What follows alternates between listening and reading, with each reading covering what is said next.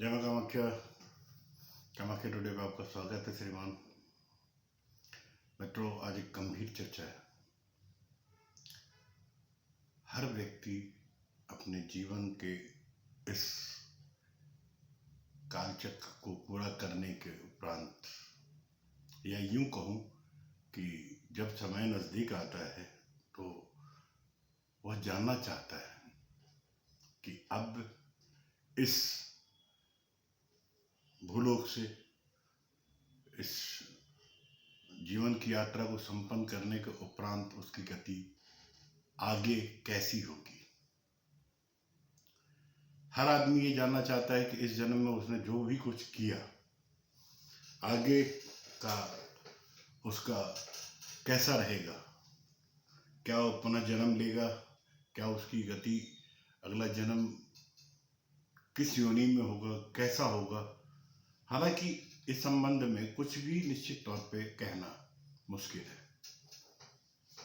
फिर भी धर्म और ज्योतिष शास्त्र में इसके कुछ संकेत बताए गए हैं।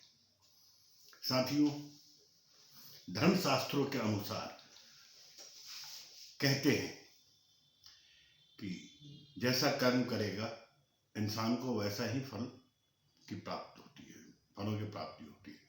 अच्छे और बुरे कर्मों के बीच मध्य कर्म भी आते हैं, या यूं कहूं कि अच्छे कर्म और बुरे कर्म, तीसरा मध्य कर्म।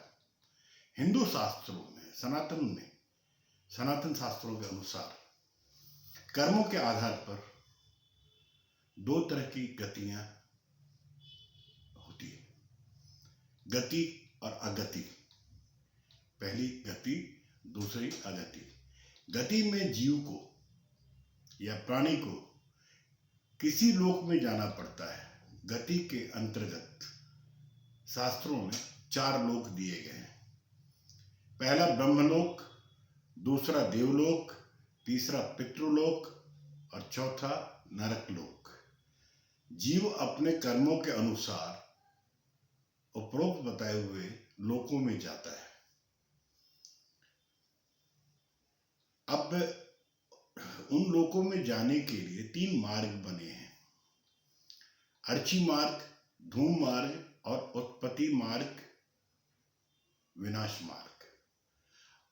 अर्ची मार्ग जो है वह है ब्रह्मलोक और देवलोक की यात्रा करवाता है। वहीं धूम मार्ग पितृलोक के लिए यात्रा पर लेके जाता है इंसान को या प्राणी को। और उत्पत्ति विनाश मार्ग नरक की यात्रा के लिए अग्रसर कराता है। अगति में व्यक्ति को मोक्ष की प्राप्ति नहीं होती। अगति में व्यक्ति को या जातक को या प्राणी को मोक्ष की प्राप्ति नहीं होती, उसे फिर से जन्म लेना पड़ता है। अब अगति के 4 प्रकार हैं: क्षीणोदर्क, भूमोदर्क और अगति और दुर्गति। क्षीणोदर्क अगति है, उसमें जीव पुनः पुण्य आत्मा के रूप में मृत्यु लोक में आता है और संतों जैसा जीवन जीता है। भूमोदर्क में वह सुखी व ऐश्वर्यशाली जीवन को प्राप्त करता है। अगति में नीच या पशु जीवन में चला जाता है। गति में वह कीड़ों जैसा जीवन को प्राप्त करता है। ज्योतिष शास्त्र के अनुसार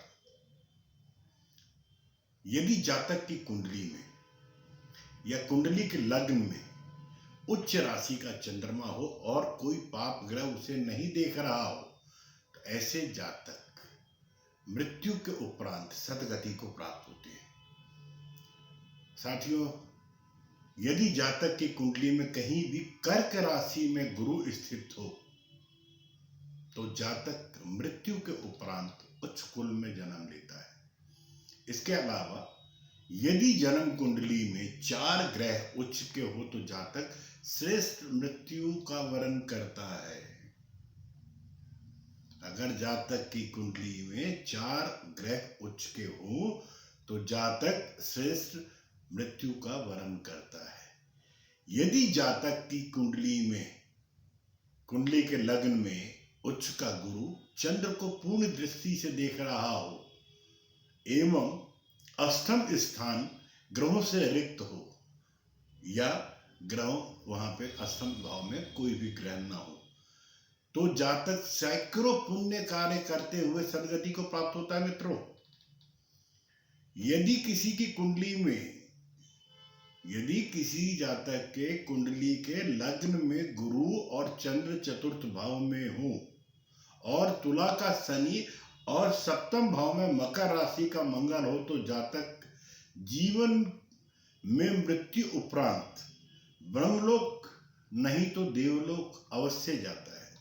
मैं पुनः कहता हूं, शास्त्रों के अनुसार यदि किसी जातक की कुंडली के लग्न में गुरु और चंद्र चतुर्थ भाव में और तुला का शनि सप्तम भाव में हो, मकर राशि का मंगल हो तो जातक जीवन में मृत्यु के उपरांत ब्रह्मलोक या देवलोक में निश्चित ही जाता है।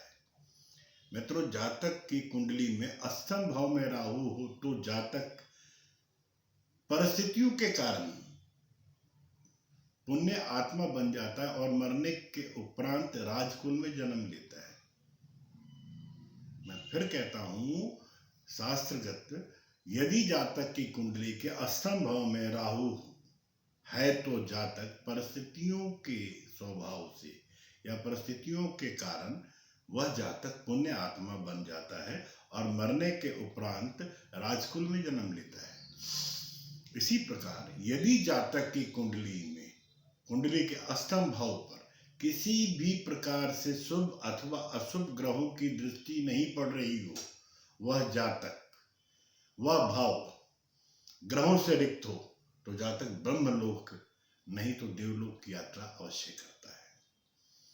यदि जातक की कुंडली के अष्टम भाव को गुरु, शुक्र और चंद्र तीनों ग्रह देखते हो या अष्टम भाव को शनि देख रहा हो तो अष्टम भाव में मकर या कुंभ राशि हो तो जातक मृत्यु के उपरांत विष्णु लोक को प्राप्त करता है या वैकुंठ में निवास करता है।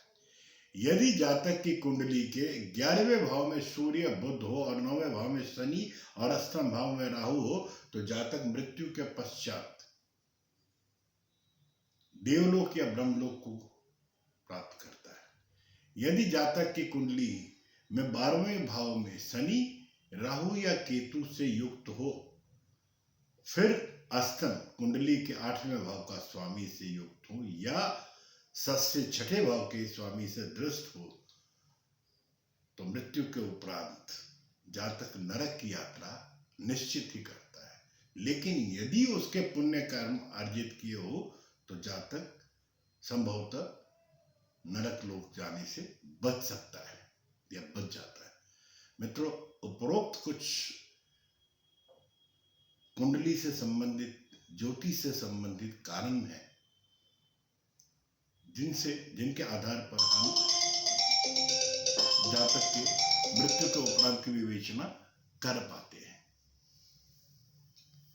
जय मां माई, जय मां कामाख्या। आपका दिन शुभ।